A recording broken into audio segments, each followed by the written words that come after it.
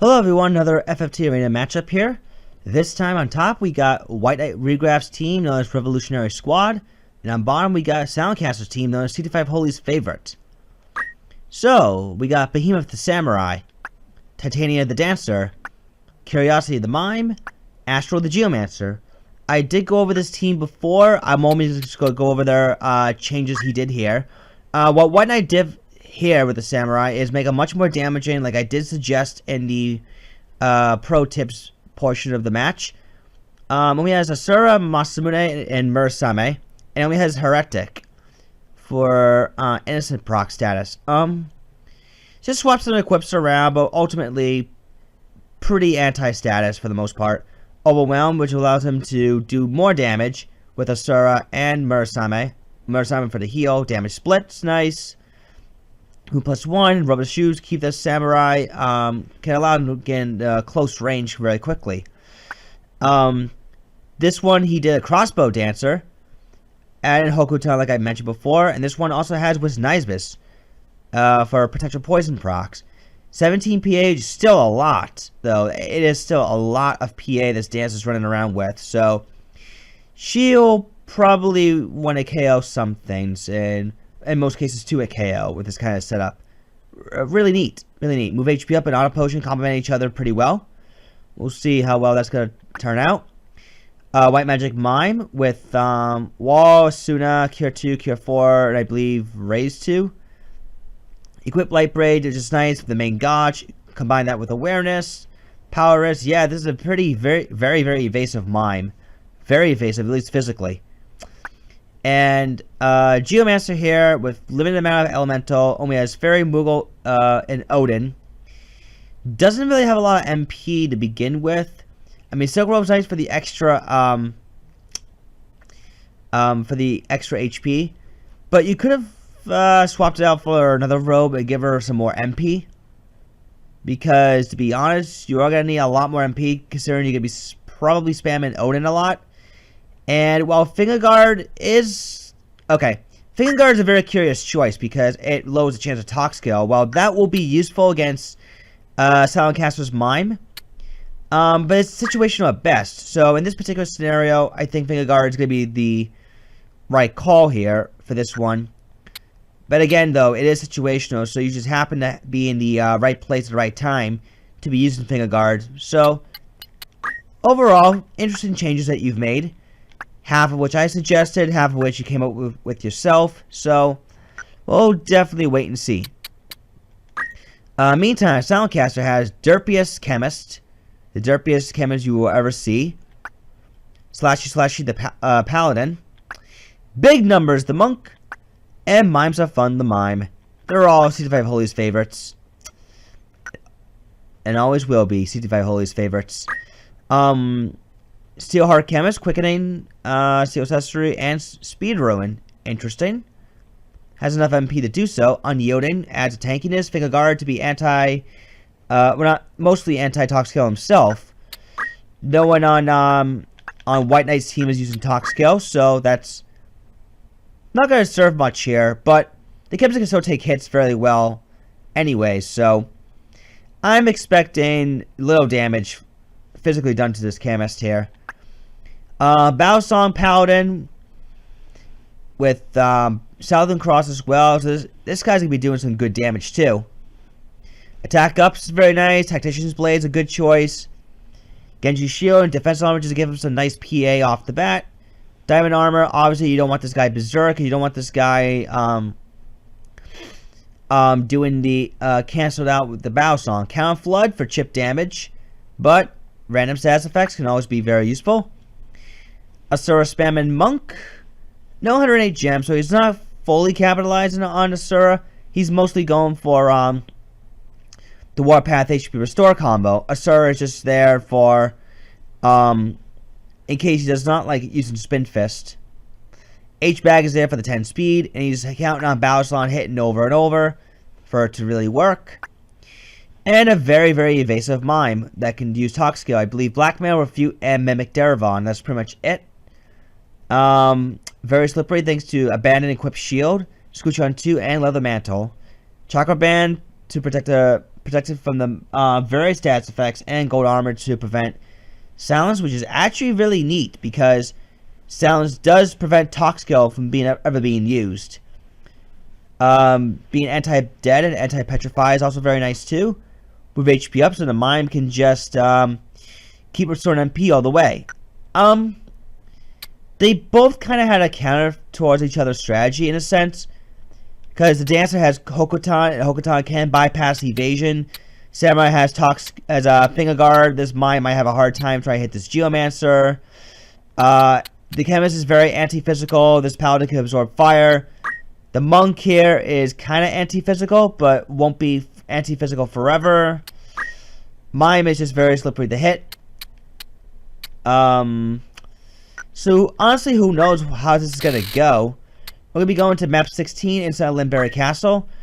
I think that White Knight Wiegraf want to keep that dancer alive at all times because Hokuton could be really useful here. And for Silentcaster, he just needs to land enough status effects, like sleep in particular, to be able to have the monk finish off the opponents, or even the paladin for that matter. The Silentcaster here has more of an edge than White Knight. We'll see what happens though. So you get the dancer even walk up to the mime and go for Hokuton. No, just go for what's nice, but instead. Poison can be pretty useful. And D actually hit, and despite the evasion. More quickening for the chemist. That means the mime's going to mix with the quickening. Mime's poisoned. Ooh. So is the chemist, actually. Mime gets hit through Odin. Mimic Odin, but that got blocked. Soundcaster has a very good was nice with counter, thanks to Masamune. And Bao Song really hitting a lot of targets here. Here's a Mimic Derivon. Wow, 14%! Thanks to Finger Guard. Jeez. That was incredibly low. And Samurai does take down the mime. Now, he was slippery, but that didn't mean he was impossible to hit. The Samurai would just had enough move to get behind the evasive mime and take him out. So good stuff for a White Knight here. And looks like another Odin's coming up. Revive hits.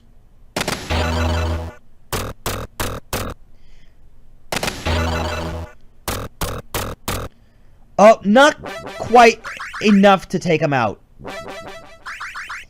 If only the mime had a little bit more PA. And now the female mime gets put to sleep. So that means no Mimic Odins. Not in this particular case anyways. And there's Iron Will. Silentcaster is really in a very good position. Hokuton do some damage to the monk. Not enough though. And a KO repeating fist. No problem whatsoever. More quickening once again. See, Geomancer has to rush back, go for a fairy here. And damage split.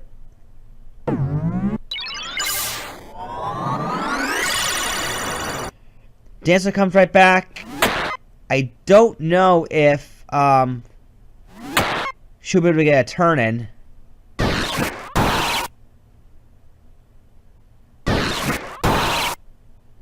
No, she won't.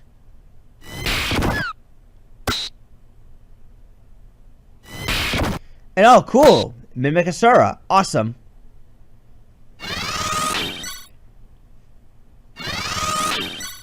Hooray! Healing for everyone. The mime's gonna rush back and go for a raise 1. But yeah, with the quickening spam from Silentcaster, it's gonna be a very much a uphill battle for him. Mimic Derivon misses. To the Geomancer. Gonna go for more Odin. Perhaps a dead proc might help.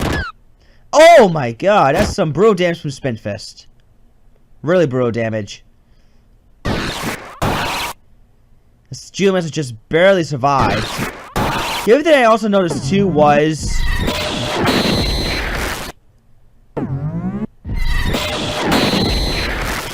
the Geomancer having 70 Brave. That's like a bit odd to me. Wait, oh, the Silentcaster's mime mimicked White Knight's mime's weapon. And why did the Samurai just go for the damage? Why didn't he just go for the attack on the monk?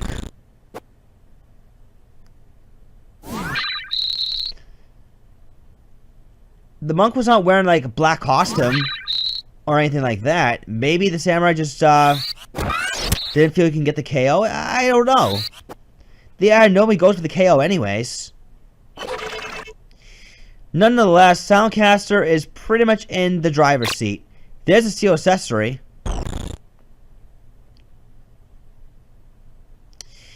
And here comes another repeating fist.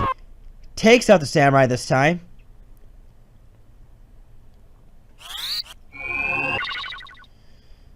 And here comes the raid on the Dancer.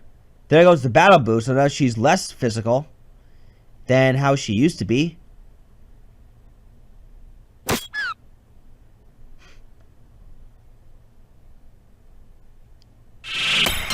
So, regardless of how this mime shenanigan is still going on, Silentcaster's got round 1.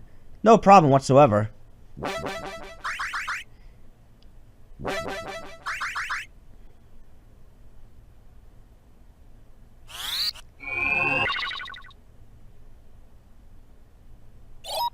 Then a charm. We'll see if that charm's gonna be able to do anything. Maybe I don't know yet. Assert just because the mime can mimic. And down she goes.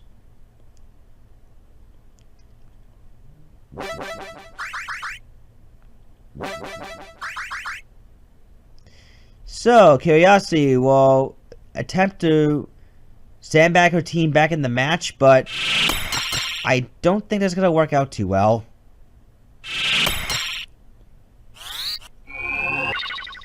Samurai comes back, but oh yeah, she gets a turn. Doesn't do quite enough damage. The thing with Asura too is very PA based, but male samurais just doesn't really pack enough PA to have that matter, because while it does get the boost from fire, they just need a much higher PA for it to work. Like Asura monks would do great. Asura paladins are fine. Asura squires are good. That's why male samurais are better off just hitting people normally, because two hands does a lot more damage than a traditional draw out. Whereas the female samurais are the ones that can that show better damage with draw out. Well, units with high MA in general, but you get the idea. Anyway, Silentcaster takes round 1. Oh, see you in round 2. Okay, round 2 is about to begin. We are now mapped to back of Lasalia Castle. Alright, so, last match, Silentcaster just ventures to overwhelm White Knight to the point where the monk was just hitting too hard for them to even come back. So, we're going to find out how White Knight can come back from this, if he can. We shall see, because last match, Silentcaster wasn't really giving White Knight Wiegraf a lot of opportunities to mimic backfire. I'd say a lot of opportunities to to power up whatever damage possible.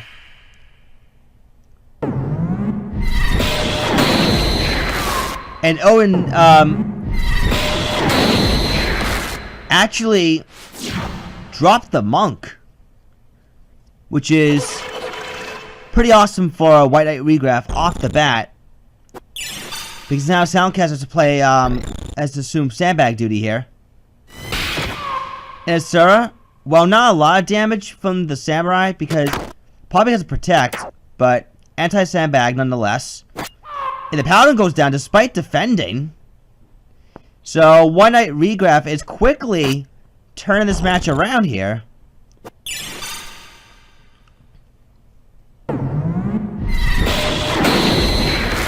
And Odin hits through the mime. And the Mimic Odin just happened to hit the monk. And oh my god! White Knight Wiegraf just got insanely lucky, hitting through 17%. What the freaking hell just happened there? I mean, I get evasion doesn't mean immortality by any means, but Jesus Christ, he should not be getting this lucky. But he just did.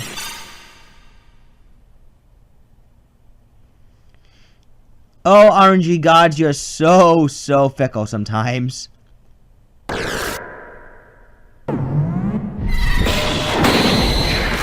Down goes the monk.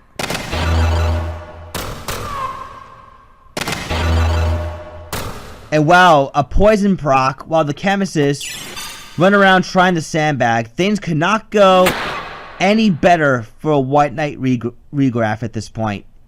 Wow.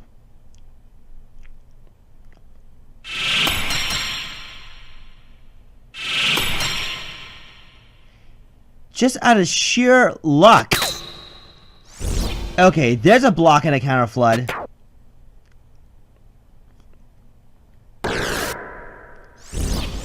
Ooh, stop proc.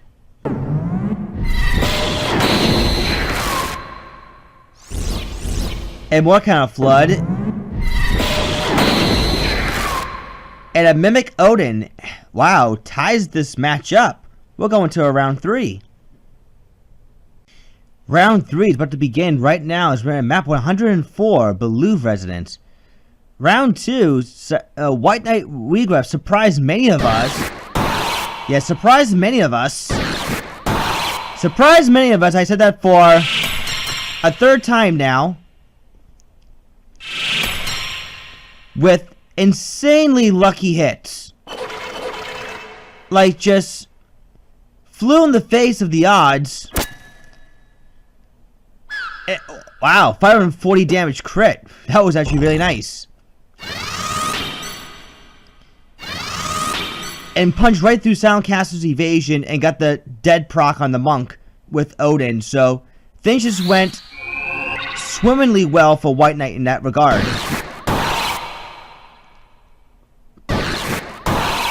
So let's see, Odin.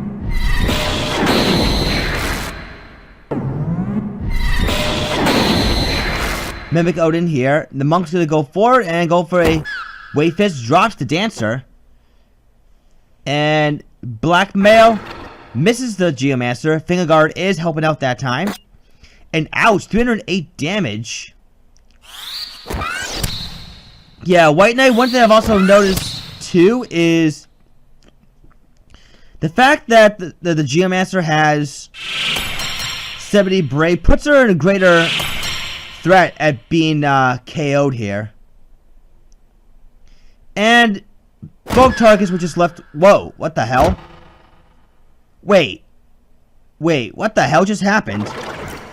The mime blocked a spin fist while casting? What the? What? What? Really?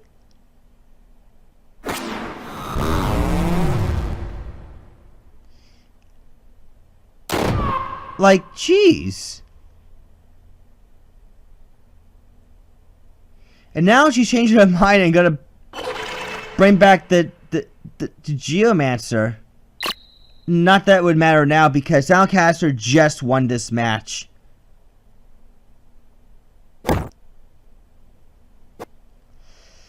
And so I'm expecting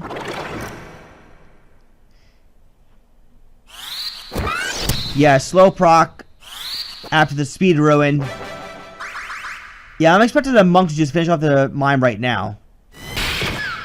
Kind of like that. Damn. That was a slaughter of a round 3. GG.